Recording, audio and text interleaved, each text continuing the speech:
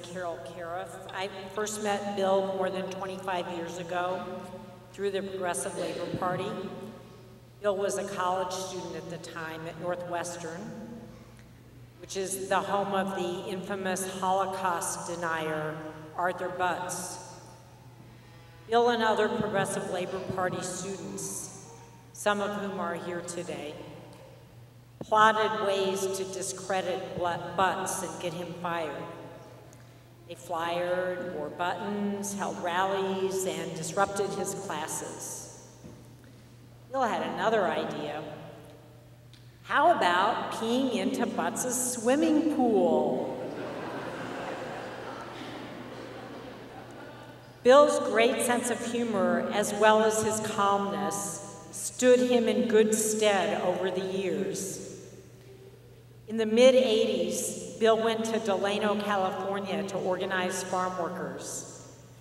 These workers, many of whom were Mexican immigrants, worked in excruciating conditions, doing back-breaking work 12 hours a day in the hot sun for very little pay.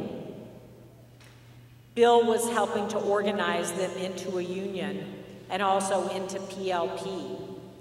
The idea being that in the long run, capitalism would have to be put to rest for the workers' conditions to change significantly.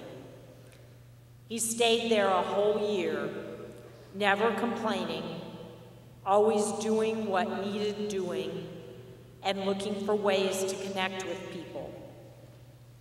One night, he and his roommates had planned a party, but hadn't gotten around to inviting anyone. So they went driving around, this was pre-cell phone, looking for some of the many people they knew in this small town. Before they knew it, the party was on.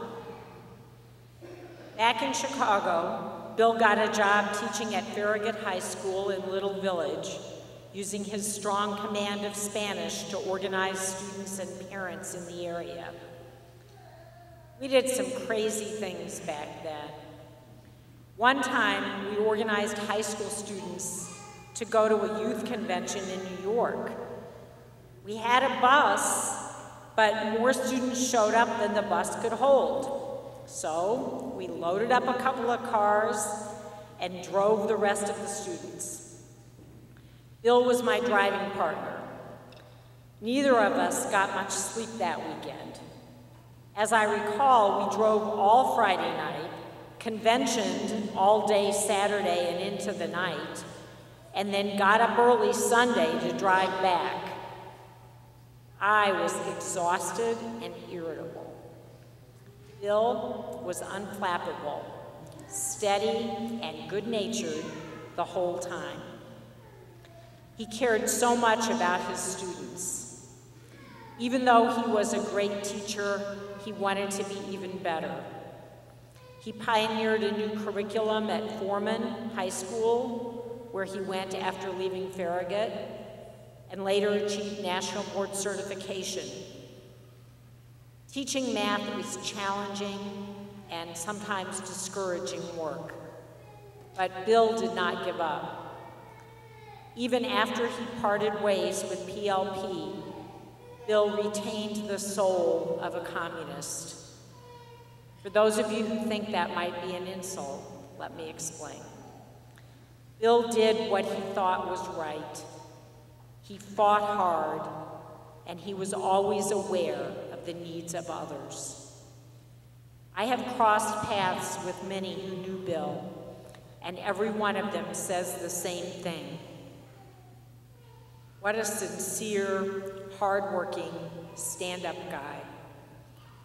This past June, when Chicago Public Schools fired everyone they thought they could get away with firing, including Bill, he stood up for his fellow teachers and instructional coaches, as you will see in the video clip that follows.